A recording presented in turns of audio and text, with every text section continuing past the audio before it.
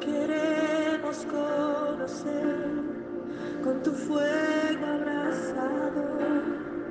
Ven y muévete otra vez. Espíritu, avívanos,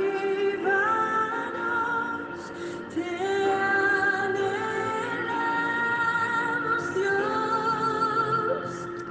La palabra para hoy es el nuevo nacimiento.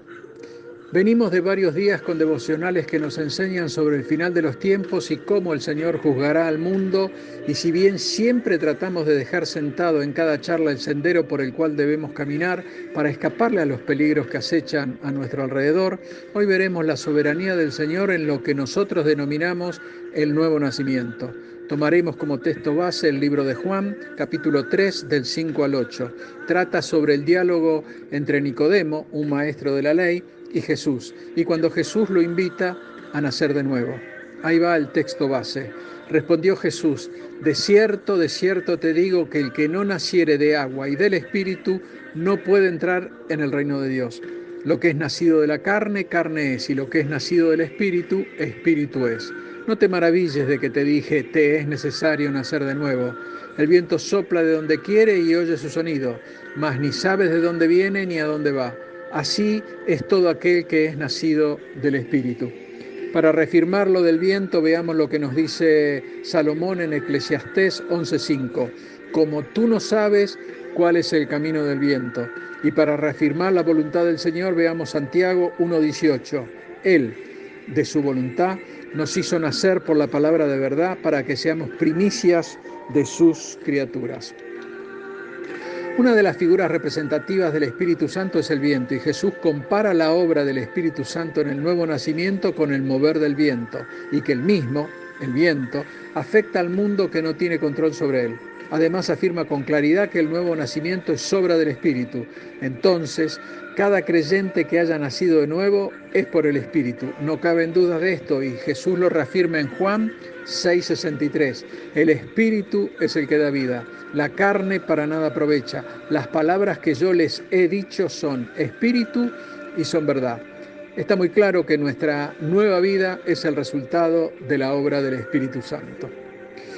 Por lo tanto, definamos en distintos idiomas la palabra espíritu. En griego quiere decir aliento, en latín soplo, aliento. En hebreo soplo, aire, aliento. Y en la cultura judía tenemos que al espíritu o aliento de Dios se le concede una independencia de la conciencia del portador, es decir, está dentro de nosotros, pero no es nosotros, sino el aliento de Dios en nosotros. Con esto en mente, citemos una porción de Juan 3:8. El viento sopla de donde quiere. Podemos observar que el viento, es decir, el espíritu, es libre y no tiene ningún tipo de restricción de nuestra parte. Él tiene su propia voluntad y no está sujeto a la nuestra. Otra porción dice, y oye su sonido. Es perceptible por nosotros, mas no podemos verlo. Lo oímos, lo sentimos, vemos el movimiento de las ramas en los árboles, mas no lo podemos tocar. Bien, así es la obra del Espíritu Santo. No lo podemos ver, pero sí podemos observar sus efectos en nosotros. Otra porción dice, pero no sabes de dónde viene.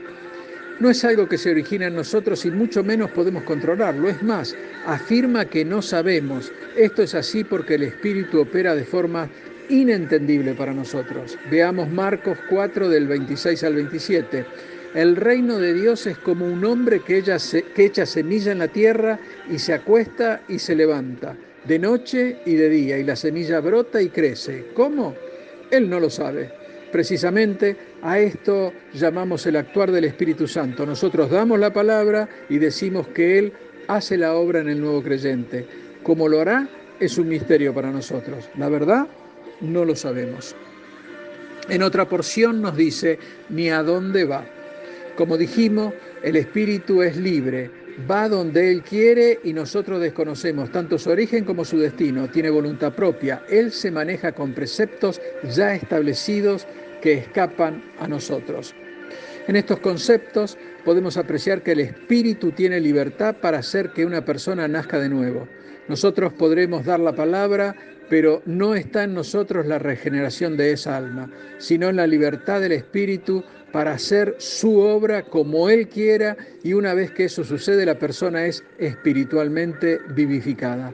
Es decir, nació de nuevo y a partir de ahí comienza un camino con Cristo y comienza a creer más y más en Cristo, porque el viento ya está soplando en esa persona.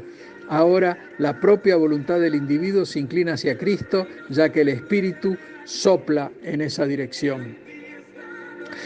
Nosotros como cristianos creemos en un Dios trino, Dios Padre, Hijo y Espíritu Santo. Por lo tanto, el Espíritu Santo es Dios y como tal es omnipresente, omnisciente, omnipotente y además es soberano e irresistible.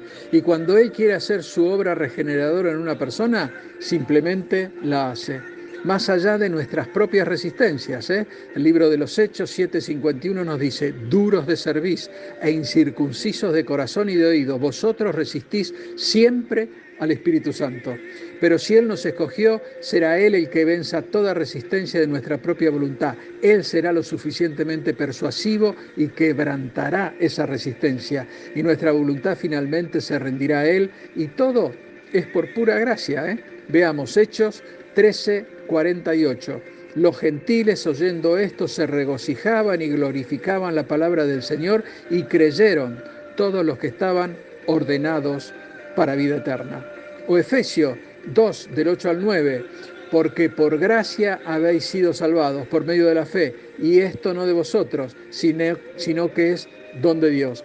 Podemos ver al viento soplar, donde quiere y por donde Él pasa hay vida y fe en Jesús. Entonces, después de esto, entendemos que el nuevo nacimiento es la obra de la voluntad del Espíritu y recién después interviene nuestra propia voluntad. Pero ¿sabes para qué? Para rendirte totalmente a nuestro Señor Jesucristo. Aquí puede haber una dicotomía y la misma puede ser: 1, yo soy el que elige, o 2, es la voluntad del Espíritu la que elige.